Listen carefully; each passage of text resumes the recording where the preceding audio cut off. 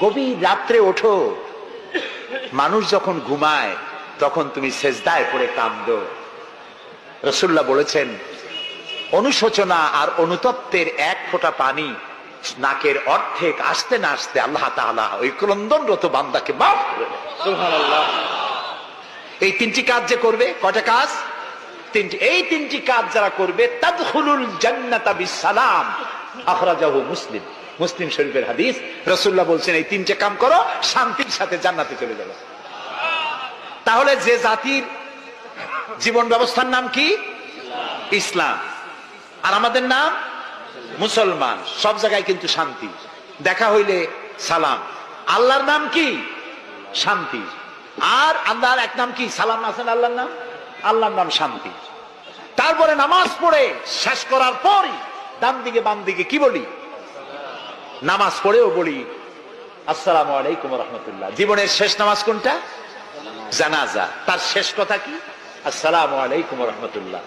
এরপরে মুমিনদের last destination দারাকা দারাস সালাম, শেষ জায়গা কোথায়? জান্নাত। এই যাদের ধর্ম, এই যাদের দিন, এই যাদের জীবন ব্যবস্থা, সেখানে আল্লাহর আইন প্রতিষ্ঠার নামে বোমা মারা লাগবে? জবাব দেন। সন্ত্রাসী তৎপরতা করা লাগবে? কোন নবী, কোন রাসূল সন্ত্রাসী তৎপরতা চালিয়েছেন, মানুষ হত্যা করেছেন, এর কোন নজির আছে পৃথিবীতে? আছে? পৃথিবীতে নাই। আপনারা বলতে পারেন, তাহলে রাসূলুল্লাহ যুদ্ধ করছিলেন কেন? নবী করিম সাল্লাল্লাহু আলাইহি ওয়াসাল্লাম যত যুদ্ধ করেছিলেন সব ছিল ডিফেন্সিভ, আত্মরক্ষামূলক। তিনি নিজে যুদ্ধ শুরু করেছেন, এর কোন নমুনা নাই। একটি হাদিস পাওয়া যাবে না যে নবী করিম সাল্লাল্লাহু আলাইহি ওয়াসাল্লাম ক্ষমতা গ্রহণ করার পর সাহাবীদের রাতের বেলায় পাঠিয়ে দিয়েছেন, ওই গ্রাম আমার উপর ঈমান আনে নাই, বাড়ি শুদ্ধ জ্বালায় দাও, হত্যা করো, বলেছেন? সুবহানাল্লাহ।